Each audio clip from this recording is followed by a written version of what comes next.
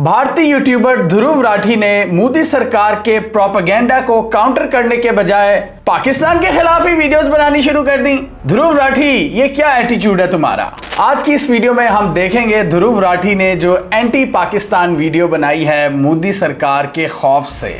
आज हम देखेंगे कि उनकी ऐसी क्या मजबूरियां थी जिसकी वजह से उनको ऐसी वीडियो बनानी पड़ी। वो ध्रुव राठी जो मोदी सरकार का सबसे बड़ा दुश्मन था और अभी जो रीसेंट इलेक्शंस हुए थे भारत में और मोदी सरकार बड़े थिन मार्जिन से जीती थी, उसका सारा क्रेडिट दुनिया ध्रुव राठी को दे रही थी कि जिस तरह इसने जबरदस्त तरीके से एक्सपोज किया इनको, और एक के बाद एक इन्होंने वीडियो बनाई मोदी सरकार को एक्सपोज करते हुए, उनकी करप्शन की दास्तान, उनकी हेट और डिवाइड की पॉलिटिक्स, बीजेपी का आईटी सेल, उनकी प्रोपेगेंडा मशीनरी, हर चीज को तो उन्होंने एक्सपोज कर दिया था। और पहलगाम हमले के बाद ध्रुव राठी की जो पहली वीडियो आई थी उसमें भी उनकी तोपों का रुख किसकी तरफ था? मोदी सरकार की जानिब। और उन्होंने उस वीडियो में सिर्फ और सिर्फ अपनी सरकार से सवालात किए थे। वो सवालात क्या हैं, आइए जरा उन पर नजर डालते हैं। और मेरा ध्रुव राठी साहब से ये सवाल है कि आपको उन सवालों के जवाबात मिल गए थे जो आप पाकिस्तान की डोमेस्टिक पॉलिटिक्स पर उतर आए,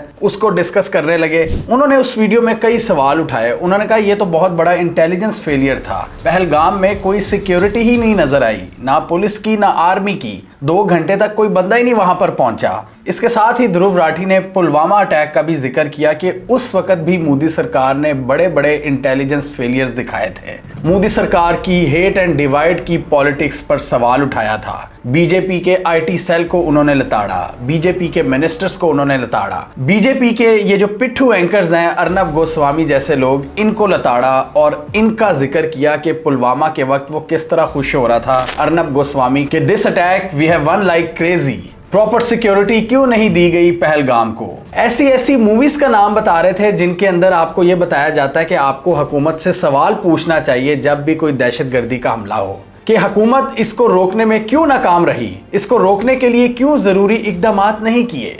सारे के सारे सवालात ध्रुव राठी के मोदी सरकार से थे। लेकिन ऐसा क्या हुआ कि अगली वीडियो में उन्होंने 180 डिग्री का शिफ्ट मार दिया, मोदी सरकार से एक सवाल भी नहीं किया और सवाल करना शुरू हो गए किससे? पाकिस्तान से। इसकी एक्सप्लेनेशन बड़ी सिंपल है। हमने देखा कि पहलगाम हमले के बाद किस तरह भारत ने एक नई मीडिया वॉरफेयर शुरू की और यूट्यूबर्स और ट्विटर अकाउंट्स को बैन करना शुरू कर दिया। भारत ने इनिशियली तो पाकिस्तानी यूट्यूब चैनल्स को बैन करना शुरू किया। उसके बाद हमने देखा कि भारत ने ट्विटर में जो ग्लोबल जर्नलिस्ट थे, जो टॉप वॉइसेस हैं, उनको भी बैन करना शुरू कर दिया। और भारत यही नहीं रुका, भारत ने अपने मुल्क में भी वो वॉइसेस जो मोदी सरकार की क्रिटिकल थी उनको भी बैन करना शुरू कर दिया। और द वायर इसकी एक एग्जांपल है। और इसी दौरान हमने देखा कि जो मोदी भक्त्स हैं, जो मोदी के सपोर्टर्स हैं, बीजेपी के लोग, इन्होंने अपना नेक्स्ट टारगेट बना लिया ध्रुव राठी को। और जो पहलगाम हमले के हवाले से वीडियो बनाई थी ध्रुव राठी ने, जिसमें सारे सवालात उन्होंने मोदी सरकार पर उठाए थे,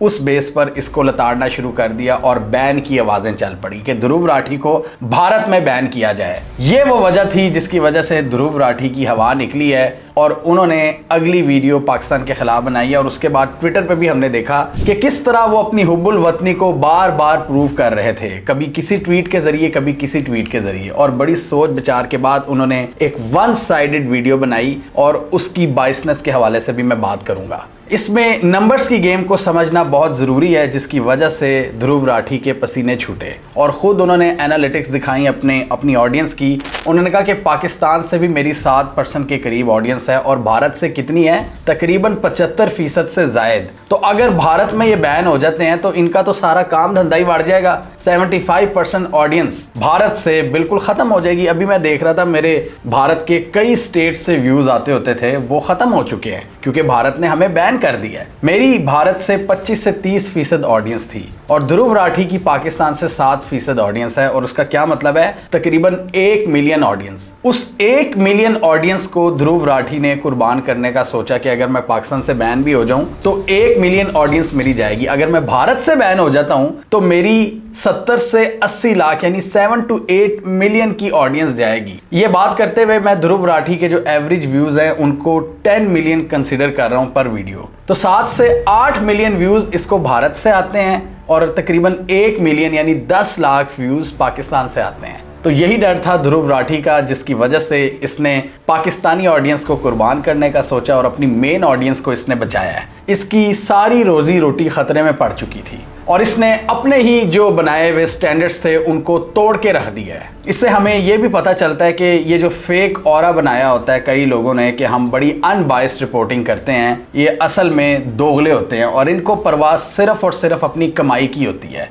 यही वो ध्रुव राठी था जिसने पिछले साल भारतीय इलेक्शंस के दौरान किस तरह मोदी सरकार को और मोदी के एक्शंस को एक्सपोज किया, चाहे उनकी करप्शन की दास्तान हो या कम्युनल हेट एंड डिवाइड की पॉलिटिक्स पर बड़ा ये बात करते थे और इवन पहलगाम की वीडियो पर भी इन्होंने किया। लेकिन अब क्या हुआ, अब 180 डिग्री का शिफ्ट क्यों आया? क्योंकि ये सच के साथ नहीं थे। इन्होंने अपनी वीडियो में जो रिपोर्टिंग भी की है, जो फैक्ट्स बताए हैं, उसमें ज्यादातर भारतीय अखबारों के रेफरेंसेस दिए हैं। वाह क्या बात है भाई, भारतीय अखबारों के जो टोटल वन साइडेड रिपोर्टिंग करती रही हैं, जो कि कराची पर INS विक्रांत को चढ़ा चुकी थी, जो पाकिस्तान में न्यूक्लियर रेडिएशंस करवा चुकी थी और जो पाकिस्तान में आर्मी चीफ को गिरफ्तार करवा चुकी थी, उस भारतीय मीडिया का उन्होंने रेफरेंस दिया है। ध्रुव राठी ने साबित किया है कि वो एक बायस्ड रिपोर्टर है और वो सिर्फ और सिर्फ अपने चैनल और अपनी कमाई की परवाह करता है। इवन हमने भी जितनी वीडियोस बनाई हैं इस कॉन्फ्लिक्ट में, हमने दोनों साइड्स के नुकसानात दिखाए थे कि पाकिस्तान की साइड पर क्या हुआ, भारत की साइड पर क्या हुआ। अगर आप फैक्चुअल रिपोर्टिंग नहीं कर सकते तो आपको ये काम छोड़ देना चाहिए, बजाय कि आप लोगों को मिसलीड करो। हमारा क्या तरीका होता है, हम चूंकि पाकिस्तान में बैठे हुए हैं, लाहौर में बैठे हुए हैं, बहुत से लोग ब्लैक वीगो से डरते हैं यहाँ भी, लेकिन मेरी ज्यादा से ज्यादा कोशिश ये होती है कि पहले रिपोर्टिंग की जाए जो कि फैक्ट बेस्ड हो, उसके बाद हम पाकिस्तानी नैरेटिव देते हैं। बिल्कुल उसी तरह जिस तरह CNN में बैठे लोग रिपोर्टिंग अच्छी करते हैं, BBC में बैठे लोग रिपोर्टिंग अच्छी करते हैं, लेकिन एंड पर जो अपना वर्डिक्ट देते हैं, जो नैरेटिव देते हैं, उसमें अपने जो मुल्क की नेशनल सिक्योरिटी है उसको मद्देनजर रखते हैं। तो ये काम आप कर सकते हैं, लेकिन आप जो बड़ा सच के अलंबरदार बनते हैं कि मेरे से अच्छी वीडियोस कोई नहीं बनाता फैक्ट बेस्ड, आपने उस इमेज को शैटर करके रख दिया। आपने साबित किया कि आप एक बायस्ड यूट्यूबर हैं और आपने एक वन साइडेड स्टोरी बताई है। एटलीस्ट आप रिपोर्टिंग भी अगर सही कर लेते ना, आप बाद में चलो वीडियो में जो आपने कहा कि पाकिस्तान को ग्रे लिस्ट में डाल देना चाहिए, पाकिस्तान जी आतंकवाद फैलाता है, ये वो, आप ये बातें एंड पे कर लेते, क्योंकि ठीक है आप भारतीय हैं, लेकिन कम से कम आप रिपोर्टिंग कर सकते थे। आप ये बता सकते थे कि पाकिस्तानी साइड पर कितने सिविलियंस का नुकसान हुआ है, आप ये बता सकते थे कि पाकिस्तानी साइड पर भी जाने गई हैं, लेकिन आपने सिर्फ भारतीय साइड को कवर किया, भारतीय नुकसानात दिखाए और भारतीय मीडिया के रेफरेंसेस देकर। यहां से पता चलता है कि ध्रुव राठी की क्रेडिबिलिटी किस तरह मुतासिर हुई है। और वो ध्रुव राठी जो पहलगाम हमले के हवाले से बीजेपी को लताड़ रहा था, अपनी नेक्स्ट वीडियो में भक्तों के प्रेशर के आने के बाद वो पाकिस्तानी सियासत को डिस्कस करना शुरू हो गया। वाह भाई वाह, क्या बात है, क्या कहने इनके। अब मैं अगर अपने चैनल की एग्जांपल दूं, हम सारी फैक्ट्स एंड रिपोर्टिंग करते हैं, उसके बाद अपना एक एनालिसिस देते हैं और उसमें भी पाकिस्तानी सरकार पर तनकीद होती है। आप कोई भी वीडियो उठा के देख लें, जिस दिन भारत के ये ड्रोन हमले हो रहे थे, जिस दिन मिसाइल गिरे थे, उस दिन भी हमने सवाल उठाया, क्योंकि यहाँ पर आप किसी हद तक इन फैक्ट्स को बयान कर सकते हो, आपके ऊपर हर वक्त तलवार नहीं लटकी होती, आप एक अच्छे अंदाज में अपनी बात कह सकते हो और बहुत कुछ कह सकते हो। लेकिन ध्रुव राठी के पास वो स्पेस नहीं थी। ध्रुव राठी ने खुद एक्सपोज किया है कि भारत इस वक्त क्या बन चुका है। भारत बीजेपी सपोर्टर्स और उनके फनेटिक्स का एक गढ़ बन चुका है, जो जिसके पीछे जाते हैं उसको तबाह करके दम लेते हैं। और ये एक नेगेटिव एनर्जी है पूरे सब कॉन्टिनेंट में, जो पूरा काम खराब कर रही है, जो पूरे खित्ते में एक इम्बैलेंस क्रिएट कर रही है। इवन ये शेख हसीना वाजिद जो थी,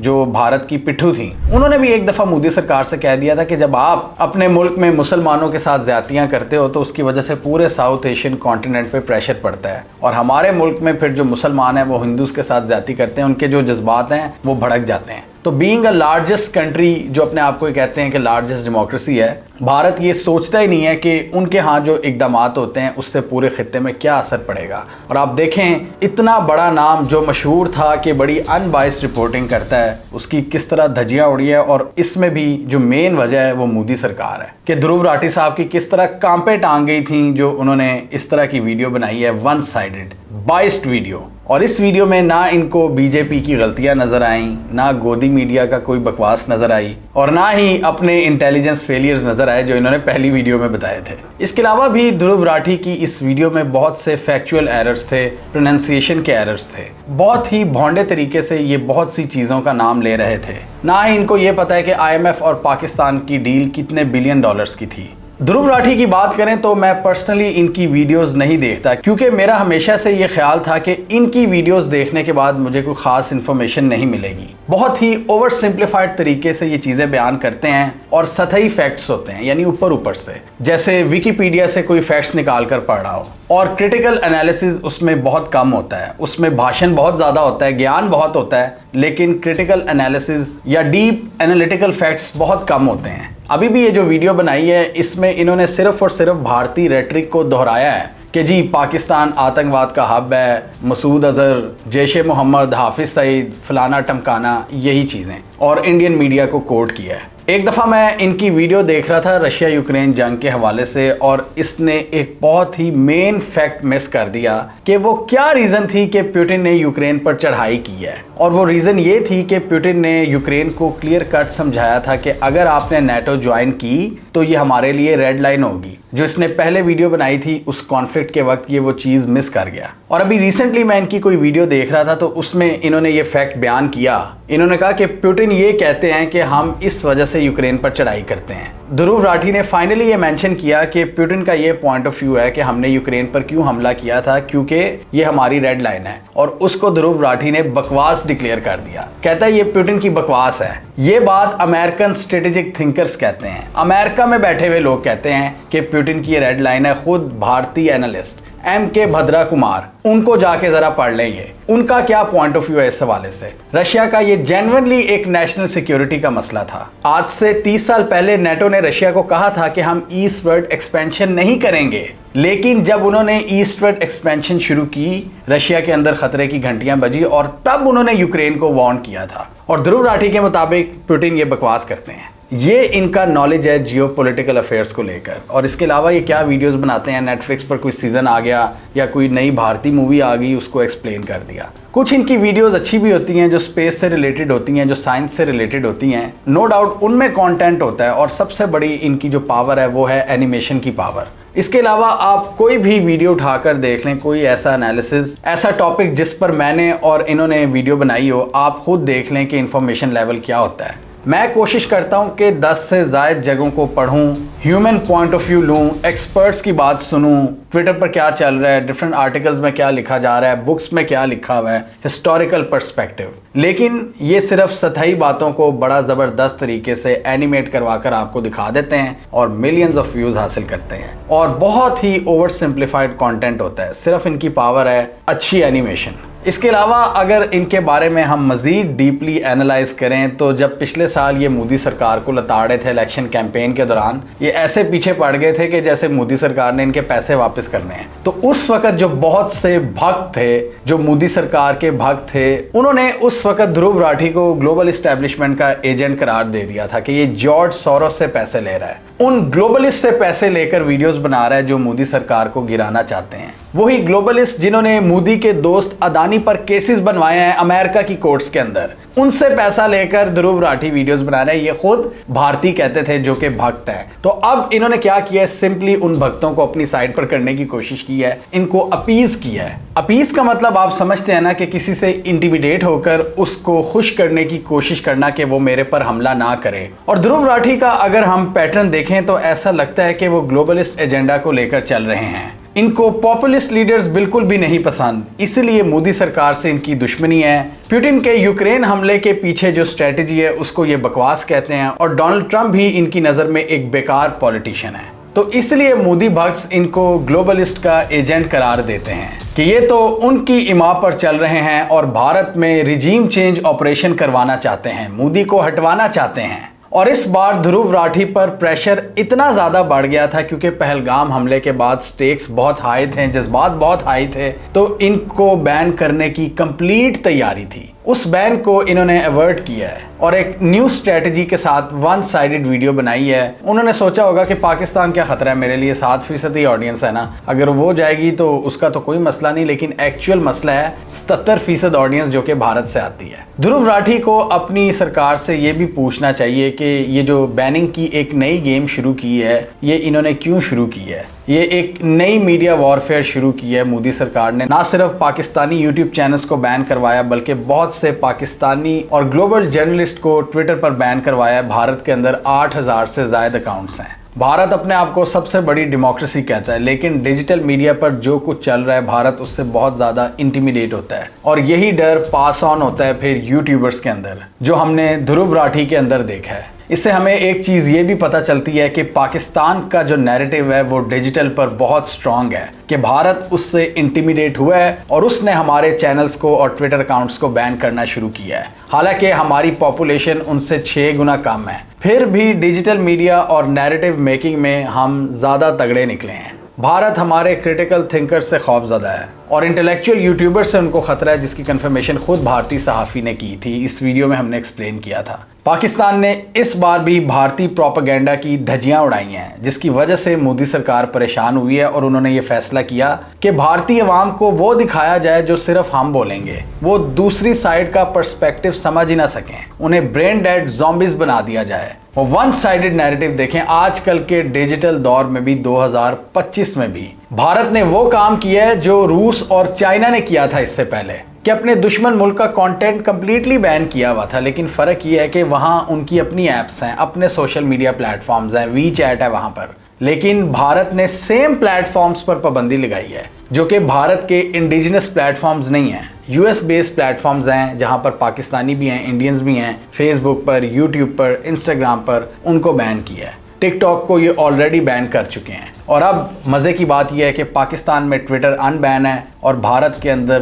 कंटेंट धड़ाधड़ बैन हो रहा है। ये मीम बड़ी मज़े की थी कि Pakistanis uninstalling VPN and Indians installing VPN. Dhruv Rathee को चाहिए कि ज़रा ग्लोबल मीडिया पर भी नज़र डाले कि वो क्या बोल रहे हैं, वो मोदी सरकार की किस तरह बैशिंग कर रहे हैं और किस तरह वो डिक्लेयर कर रहे हैं कि भारत की यहाँ पर शिकस्त हुई है। भारत ने स्ट्रेंथ दिखाने की कोशिश की लेकिन एंड पर उसको नाकामी का सामना करना पड़ा, ये ग्लोबल मीडिया कह रहा है। ध्रुव राठी को चाहिए कि वो ज़रा देखे कि किस तरह चाइनीज़ मिलिट्री इक्विपमेंट की तारीफ़ें हो रही हैं, जिसको पाकिस्तान मिलिट्री ने ज़बरदस्त तरीके से यूज़ करके भारत के डिफेंस के परखचे उड़ाए हैं। लेकिन टू साइडेड स्टोरी दिखाना अब शायद किसी भारतीय के बस की बात नहीं रही। इसलिए मैं कहता हूं कि हमारे चैनल को सब्सक्राइब करें, हम दोनों साइड्स की स्टोरी दिखाते हैं और एंड पर एक पाकिस्तानी नैरेटिव देते हैं। हमें कमेंट सेक्शन में बताइए आपके ख्याल में इस एपिसोड के बाद क्या ध्रुव राठी ऑफिशियली एक बाइस्ड रिपोर्टर बन चुके हैं और क्या वो इस इकदाम से भक्तों को अपनी साइड पर करने में कामयाब हो गए हैं? आप ध्रुव राठी को किस तरह रेट करेंगे?